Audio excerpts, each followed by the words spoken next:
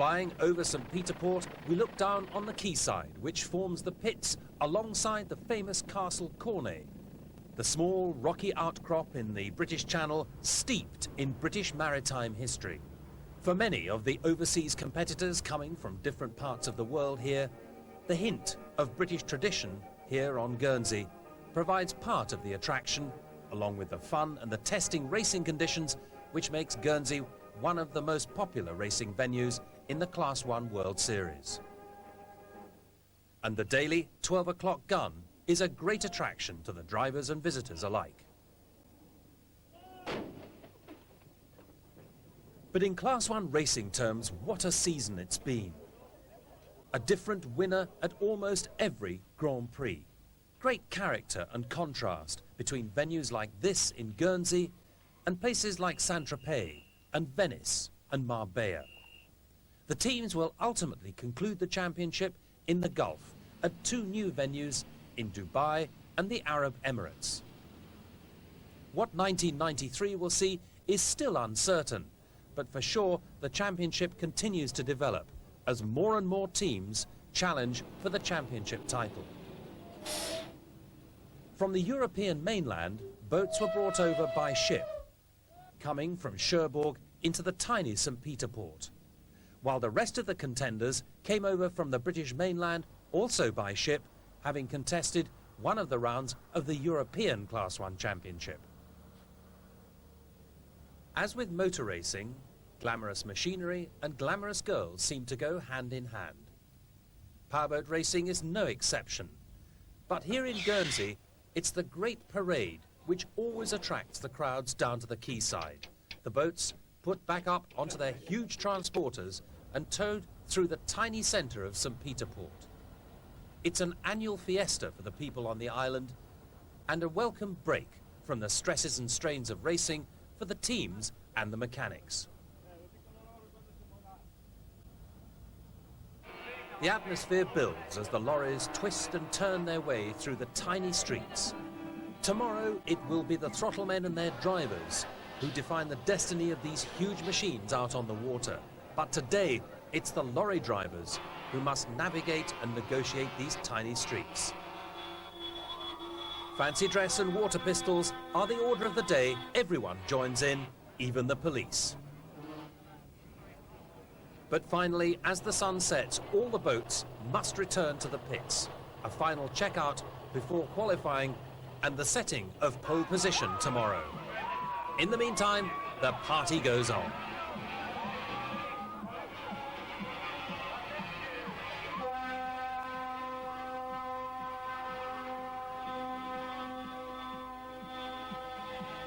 The 4-litre World Championship title has already been settled in a week-long racing festival around the island's waters.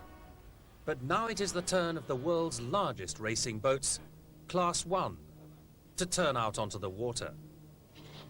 Paul Picot provided a remarkable run, setting unofficially the fastest race time in a Class 1 championship race this year. 92 has been remarkable also for Richard Carr in his first full season in Class 1. But this is how the championship looks heading into Guernsey. Rainbow Bears with Steve Curtis and Leonardo Poli heading the table at 78 points. Finscrew and Achille Motors tying on 54, and then Carr in Techni Lamborghini on 34. A great achievement so far in 92, and it's rumoured that he fancies his chances here in Guernsey. Norberto Ferretti watching as Richard Carr looks down inside the cockpit of his Cougar hull, a boat that is almost identical in design to that of Richard Carr's. The huge boats lined up along the quayside, cars in the foreground, then Achille Motors, as the teams prepare to go out and qualify for pole position. Not a pole position as we would know it in the true sense of Formula One motor racing, but a 1 kilometre sprint over a straight line to establish who has the fastest boat and the fastest engine-propeller combination set for the race to come. Engines the talk of the pits this year, diesel dislodged by petrol, Lamborghini with 3 out of the top 4 boats so far. Well, I'm their official driver. They've only got one official Lamborghini driver. I do anything from engine installation for them, designing water systems, fuel systems. I work very closely with the factory on this boat, and this is really everything that we pioneer says okay, like our air induction system, like our water tank system, they tend to put out to the other boats, and they normally get it 3 or 4 races after I get it. So really I'm sort of like a test bed for Lamborghini. I noticed that GSE are running air sweeps on the top of each engine bay cover, and yours is obviously the single scoop just behind the capsule. Has there been something discovered there that they're needing more air, and therefore they use the twin scoop? Yeah, pretty much. What we're basically finding out is the colder the air, the better the engine runs, and it's quite significantly different actually. So they're really pumping a lot of air into these boats now. And because we're racing in hot climates, not so much this race, but certainly at the end of the year in Dubai, you've got to get some air in there, and fast-moving pressurised air is best you can get. A remarkable year that sees the defending world champions Angelo Spelter and Maurizio Ambrogetti here looking at the charts around Guernsey without a point on the table. Marco Capaferri with Mercruiser engines, the only ones of their type running in World Series racing this year. And a return to competitive racing outside of the United States since Ted Tolman ran them back in 1986. Angelo Spelter is running Isotta diesels, Andreas Ugland is running C-Tech. We have, without doubt, perhaps the best monohull ever made. And that's why we still can run and be, to a certain degree, competitive. We had a 4th place in Marbella, you might remember. And we have been up sniffing a couple of times after that on the top contenders. And a day like this, yes, we can do very well. How much lift do you get from that wing? The wing really starts working at about 85, 90 miles an hour. At that time, it stabilizes the boat and also helps us give quite a lot of lift at the back. But of course, it depends a little bit on the adjustments. But we had a good help from Pininfarina in their wind tunnel. The weather conditions have been changeable here this week, the race organisers calling regular driver briefings to update them on the sea conditions. The race is very carefully controlled, safety is uppermost in everyone's mind. And one thing the spectators know, on the exit of a driver's briefing is a perfect opportunity for a souvenir. All of them, though, preparing for the pole position run. Dalla Carbonari, the surviving sister boat to Giesi, who lost 1/2 of the whole of one side in Marbella. Renato Molinari with his new carbon fibre hull, yet to prove its paces, but he is extremely confident of the performance. The Lancia engines have been changed. He now runs Isotta diesels. Out goes number 93, Francesco Rinaldi and Anelli from Italy. This is a design of boat that predates the highly successful Achille motors, also built in the Steyne yard. Pole position here in Guernsey, run over a straight kilometre, the crowds gathering on Castle Cornet and around the Lighthouse Pier. The course itself run on the southern side of the island, finishing right in front of the castle. The scream of the Lamborghini engines and the roller props biting into the water as Steve Curtis and Leonardo Poli head down their kilometre run. It's a great time, but will it be good enough? As GPS, a diesel-powered boat, follows them down the course. Every team must pass through a start and then a finish gate, the 1 kilometre run between the two. Without these, it's not possible to qualify for times. Saratoga heads through and away from the start gate and down towards the finish gate, in a dead straight line through the 2 orange buoys.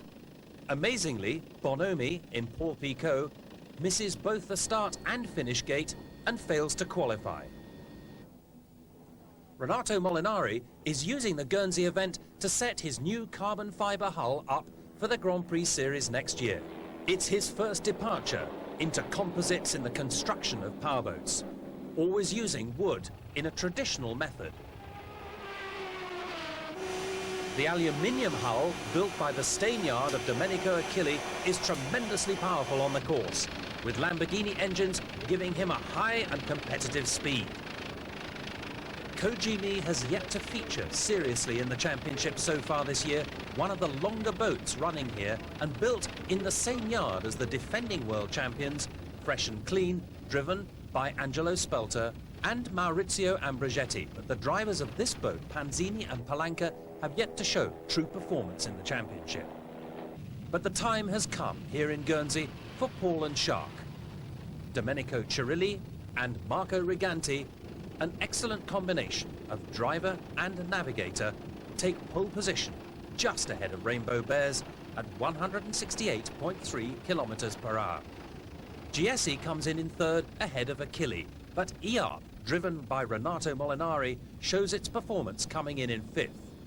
Great potential for 1993. The significant part of this qualifying session is that Paul and Shark is powered by two French Baudouin diesel engines, the first major achievement in powerboat racing for this engine manufacturer, giving them the edge over Lamborghini, providing the power in Curtis's boat. Out of the 5 inhabited Channel Islands, 3 of them will be raced round. At the final drivers' briefing of the day, Marco Riganti and Domenico Cirilli step up to receive their pole position awards. The drivers and their teammates are awarded points for pole positions over the season as well. So far, Curtis in Rainbow Bears has 70, Paul Picot 60. SDA and Paul and Shark tie in 5th place with 30 points. With 3 rounds of the championship still left to go after this one, there's still plenty of time for this team to improve on their points and maybe head the table at the end of the year in the United Arab Emirates. In the meantime, the weather has turned from bad to worse. The Italians' worst fears of British weather had been lived up to, and constant drivers' briefings updated the teams on the sea conditions. But the long-range weather forecast was indicating, come rain or shine, the sea would be rough, and the teams had to prepare for a difficult race. In the past 2 years, Guernsey has had to cope with almost foggy racing conditions. This year, no fog, but rain and high winds. One last final drivers' briefing, and the teams and the organisers decide to race.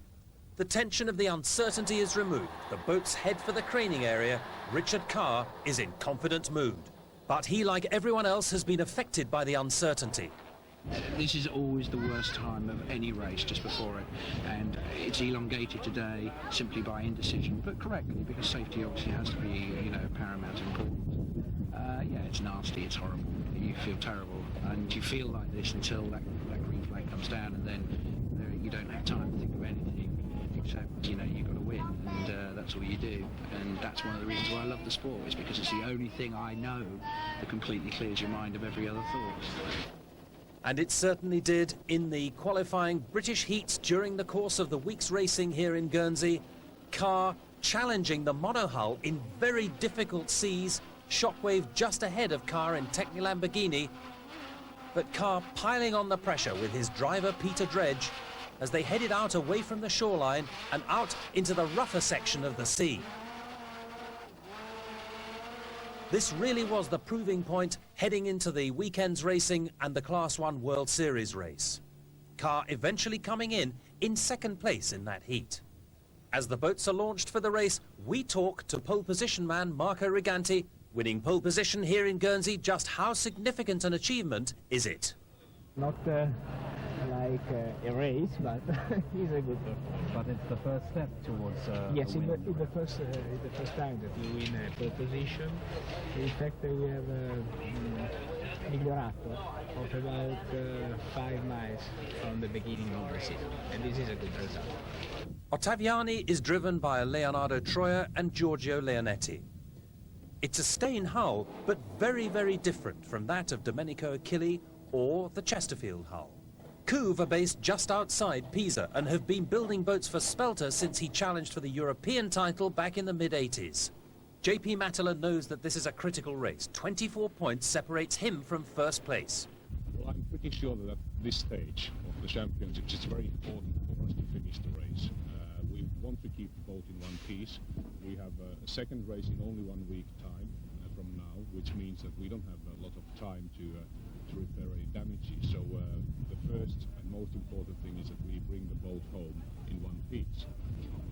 But then again, knowing Walter, knowing myself, we are going to drive for the win, and only for the win.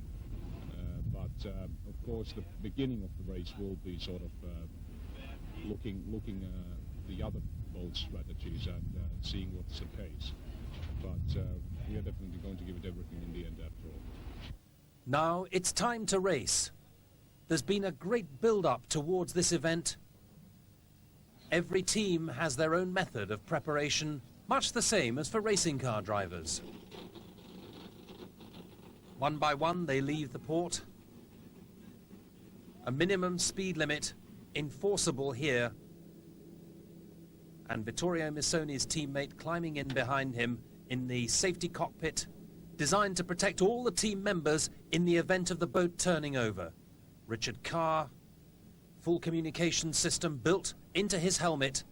Effective communications so essential now for split-second decisions in this highly competitive sport. SDA and the Polly family out to join the rest of the fleet. Curtis just on the far side, motoring at a slightly higher speed. The mechanics making a final check on the engines. Giesi nearest us, a wave from Domenico Cirilli on Paul and Shark. Renato Molinari looking very relaxed on E-Up there. San Benedetto just behind. Then Achille Motors. And this is Team Fassa Daiwa. Aliardo Dall'Olio standing on top, looking down into the engine bay. Two highly temperamental Lightning engines, petrol-driven from the United States, enormously powerful in the Apache hull.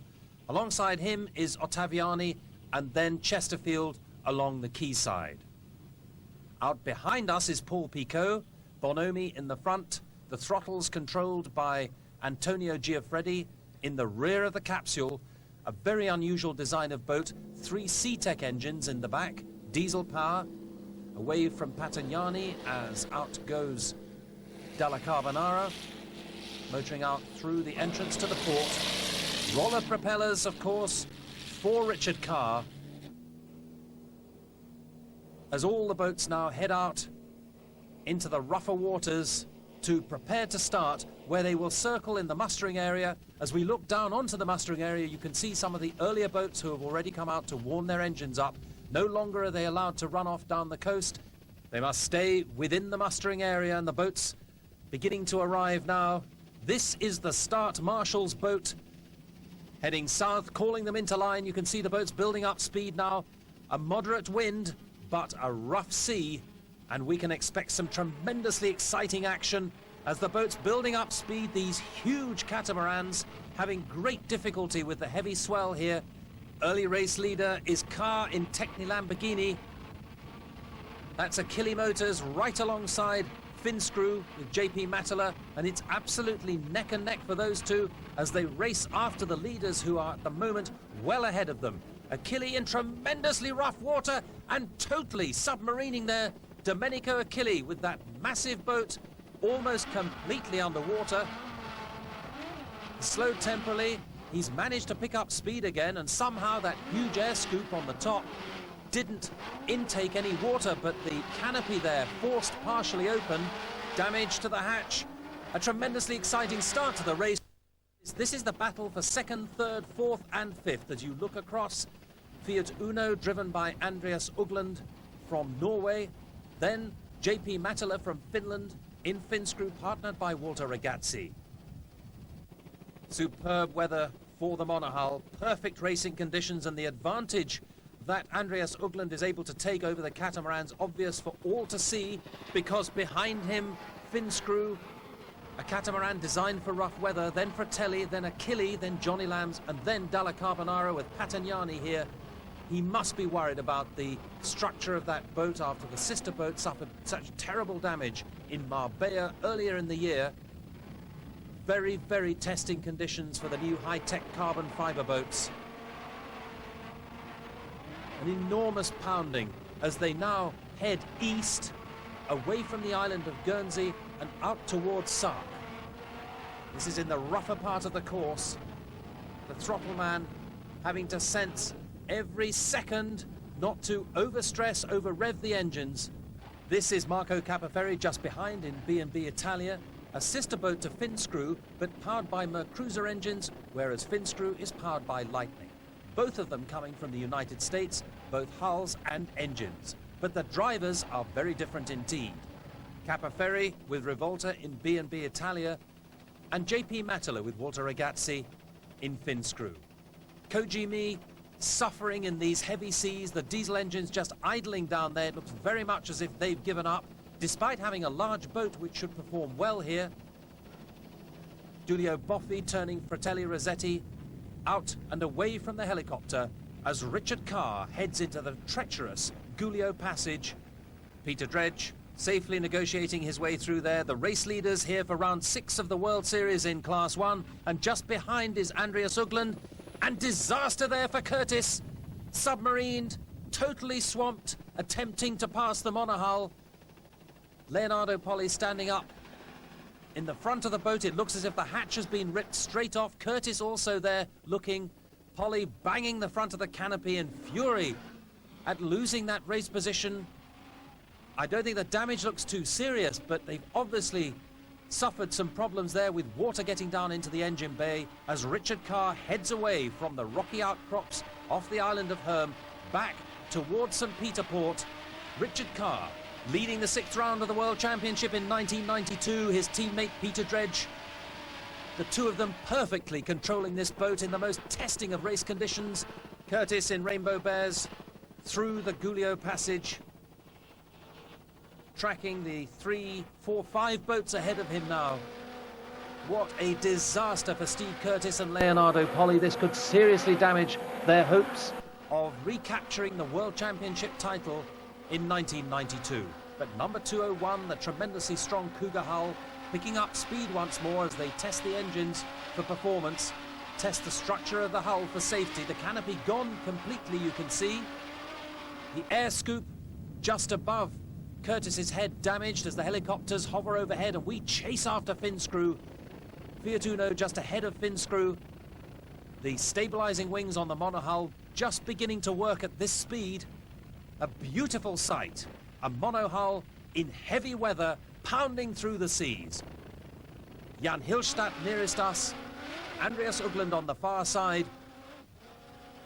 As Richard Carr, still in control of this race, is giving his boat a tremendous pounding as he asks every effort from his teammate Peter Dredge, because they can see a way to their left, and down below us Fiat Uno, the monohull, challenging for the lead. It's absolutely side by side as they come down towards the St. Peter Port entrance, past Castle Cornet. Richard Carr fighting for all he knows to hold on to the lead here. A precious place for him in 1992. Techni Lamborghini in first place, Fiat Uno second, Finscrew third. Johnny Lamb's in fourth, no sign whatsoever of Steve Curtis as Richard Carr heads out away from the island once more, chased by Andreas Ugland and by Finscrew. And just behind the two of them, Johnny Lamb's ploughing through the sea there. And an enormous leap from Richard Carr, nearly nosediving it. Very, very difficult moment. Carr in control of the trim tabs on the back of the boat.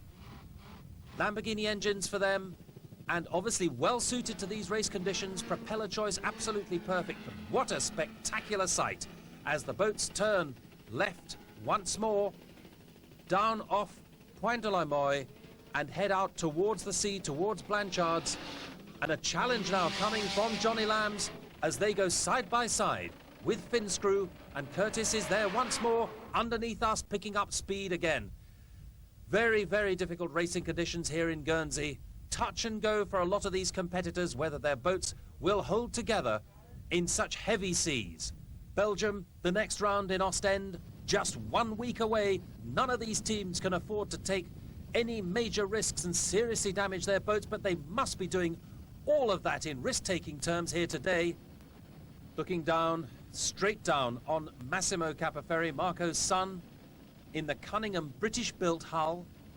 He's doing well, moving up from 11th to 10th. A good long boat, well suited to these heavy seas. And Eduardo Poli, still struggling with SDA, still looking for that winning opportunity in this magnificent hull, so high-tech. 4 Motori Moderni engines, and San Benedetto pulling out. Now that is Damiano Spelter. Angelo Spelter's son has pulled off the race course, but the monohull is doing quite the opposite. Andreas Ugland, Jan Hilstadt, know that their boat is well suited to these race conditions. Challenging for the lead and looking in a very, very strong position for this 6th round of the World Championship. Hillstatt nearest us, controlling the throttles. On the far side is Andreas Ugland. They're both in separate capsules. Ugland driving the boat. And at the moment, they're in a very strong position, leading the race. Carr just behind. Then Johnny Lamb's in 3rd place and Finscrew in 4th. The 4 leading boats constantly challenging each other for the lead in this most testing race in 1992. Patagnani has pulled off the course, the lid of the capsule open, and the Lamborghini sounding absolutely appalling. Almost halfway through the race, Johnny Lamb's in the lead, having overtaken both Fiat Uno and Richard Carr as they come back past the start-finish line at Castle Cornet, but right up behind Johnny Lamb's comes Finscrew. A direct challenge for the lead. Extraordinary racing side by side, and Finscrew into the lead as they go past the marker buoy. As we look down from Castle Cornet, spectacular sight. Finscrew leading the race, Johnny Lamb's in 2nd place, Fiat Uno in 3rd, then Technic Lamborghini and Carr have moved down. Whether they've got mechanical problems or not is difficult to say at this stage. B&B Italia Marine, Marco Capaferri, and the challenge coming once more from Johnny Lamb's. Very, very close indeed, but Finscrew holding them off. Walter Ragazzi and JP Mattila in this fabulously prepared skater hull from the United States of America, but finding it very, very tough going here today. Down behind Giulio Boffi, and that was very near disaster for Giulio Boffi. The nose of their boat high, so high in the air, a moment longer and they would have been over backwards. That could have been a disastrous moment for them. They've managed to recover, demonstrating just how easily these heavy boats can be put out of shape. The strong winds here and the heavy seas lifting the noses of the boats. But Johnny Lamb's, what a remarkable day's racing for them. 3 team members in this boat. The Rampazzotti family, husband and wife, Monica Rampazzotti providing the navigational ability of the boat. And they have taken the lead ahead of Ragazzi and Mattila down there in Finscrew. The capsules set very low in the boat. Richard Carr in Technic Lamborghini back in 4th, still maintaining pace. No obvious physical damage to their boat, which is very different to some of the others that have pulled off the course. Eduardo Poli further back in SDA, damage to the rear left-hand air scoop. You can see a piece flapping around there, obviously taken a serious pounding, and they still haven't managed to solve the problems of transmitting the power from 4 engines through 4 drives down to the propellers. Bindi Fantasia, one of the longest boats here through the Guglio Passage. Very difficult waters around this part of the course, but Bindi safely negotiating their way through there, driven by Rugali and Guaracino, 15th in the World Championship with 7 points to their name. 6 of them taken at the Maltese Grand Prix and just 1 at the previous round in Pescara. Paul and Shark trying to find their way through some very, very heavy water there. Giulio Boffi has recovered his boat, Fratelli Rossetti, and his composure by the look of it. They've picked up speed again.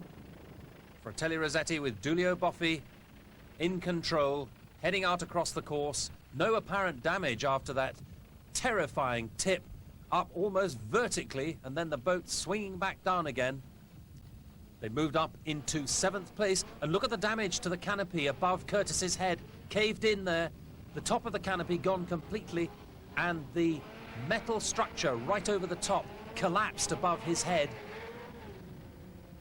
And he's still finding some very, very heavy water down there. With the canopy open, they must be getting extremely wet inside. Domenico Achilli through the Guglio Passage and out towards the island of Herm. The new race leader, Finscrew, has moved past Johnny Lamb's. Johnny Lamb's has slowed quite considerably. Number 75 into 2nd place now. And Walter Ragazzi and JP Mattila in Finscrew, obviously getting more aggressive as the race goes on, finding the performance that they require from the skater hull to beat this boat here, Johnny Lamb's. You can hear the subtle changes from the throttle man on the revs.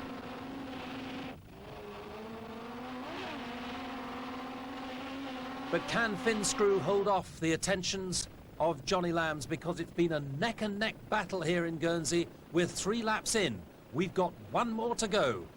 Paul and Shark having done so well in qualifying, their boat not well suited to these rough racing conditions. They were right off the plane there as the race leader went past them at Point de la Moye, down on the southern coast of the island of Guernsey. Finscrew, number 8, in the lead. A remarkable performance. Not far behind is Fiatuno, Andreas Ugland from Norway, Jan Hilstadt in the distinctive bright red monohull. Fantastic battle going on between them and Richard Carr in the catamaran just behind. Carr has backed off somewhat from his performance earlier on in the early laps, first and second, which saw him leading, but now a challenge coming once more as he comes into the calmer water off the eastern coast of Guernsey. Cardinal out, number 33, another retirement. The safety crew's moving alongside there to check that all is well, and they require no assistance, I'm sure, but very, very difficult racing conditions.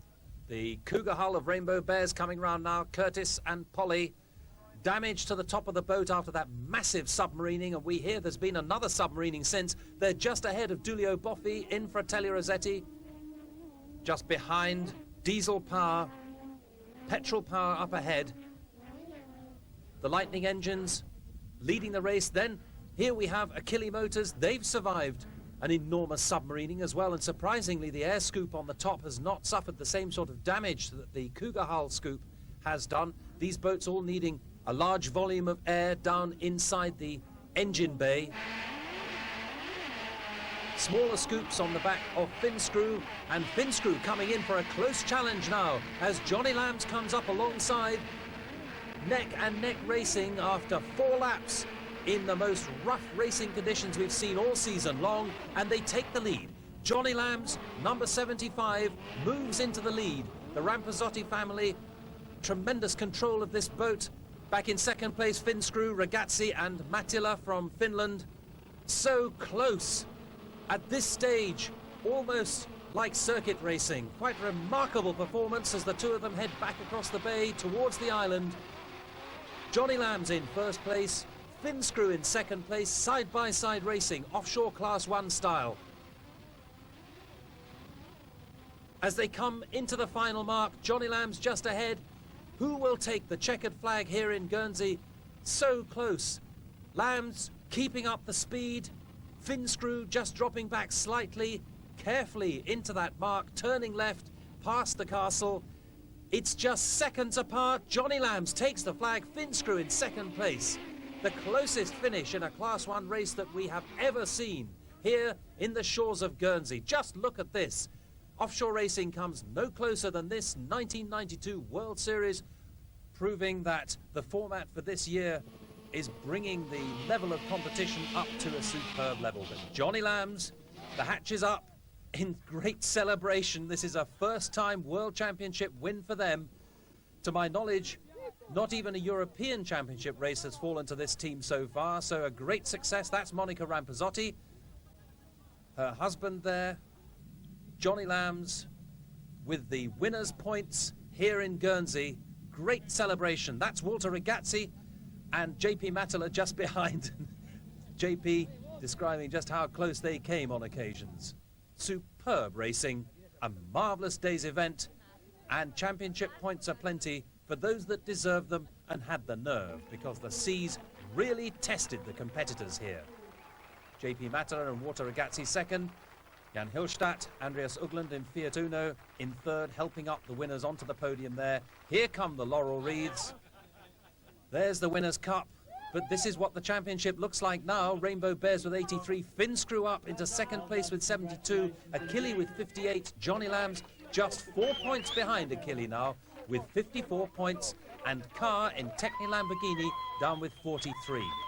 SDA has managed to pull in 1 point, their first World Championship point in the time of the running of that boat and the one that preceded it.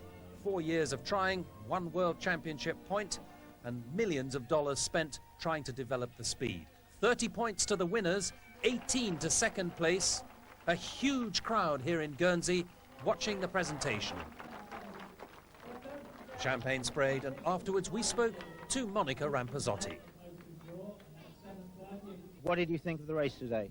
I am very happy because this race is was very hard, very hard. One of the worst you've raced in? The hardest race you've had? Yes. And today you just managed to beat Finscrew by 1 second. How did that feel? I am very happy that Valtragazzi is remain behind. A second behind? The second, yes. Not a boat length even. How was it they kept ahead of you? Well, Johnny Lamb's is a quick boat, and the buoy before the last finishing buoy was the buoy when they took their attack. And, the lower heads? Yes, the lower heads, and they were just on our left-hand side. And the only technical problem we had between the last buoy and the finishing line was a spectator boat which was in directly on our line, and we had to, just go maybe 20, 30 yards to the left to avoid it. And that's how they came to the final buoy just before us. You obviously had problems out there. Can you describe what they were? Yeah, we started off and we were running real strong. We were in the lead level with Richard, and we were running up to the Guernsey Passage, and I backed off just before turning the bend and dropped the nose in, and we stuffed, which stopped us for about 4 minutes, I guess. By the time we got running, it took me like a lap to really get the engines clear again, because obviously there was a lot of salt water around. And we did it again on the third lap, which was a bit unfortunate, so we cleared it out again. So all we managed to do was catch up to 6, which, as it happens, wasn't great, but in fact we were in front of Achille, not in front of Finscrew, who are the people who are chasing us, so we're still leading the championship. And, we've only got a 10-point lead now, but, we've got 3 more races to go, so maybe we can get a bit of a gap going. In the second lap, we had a problem with the bow tank, which is the ballast tank in the front of the boat, which actually caused us a tremendous problem from the second lap onwards, because we just couldn't keep the nose down and follow in the head sea. And that's what allowed Walter Ragazzi and Finscrew to get in front of us. Otherwise, the race was a doddle for us. I mean, it wasn't a problem, it was our seas, but we just, if you haven't got the ballast in the front, you're kiting the boat, and we, had a few very, very hairy experiences. You must have been pleased to have beaten Steve, though. I mean, you were out for that, weren't you? Oh, absolutely. We were running to that following sea flat out, and, Steve was in front of me on the first turn, and I thought, right, here we go, Steve, I'm going to now show you who's the king. Because on this circuit there's 27, 28 boats running now, and the truth of a throttle man is in the rough, and it was a big following sea, and I kicked his ass basically. And Steve's foolish in some ways, because at the end of the day he only's got to finish 3rd or 2nd in each race. He didn't need to compete with me for the first position today, and I feel sorry for him in some ways. He's my friend, out of racing, but he was foolish today, and I hope perhaps he'll learn from it. But it's sad. He's not hurt, which is the main thing, but he was silly. I mean, I'm good in the following sea. I'm good in the rough, and it's one of those things. The closest finish we've ever seen in Class 1 offshore. The end of a great day's racing.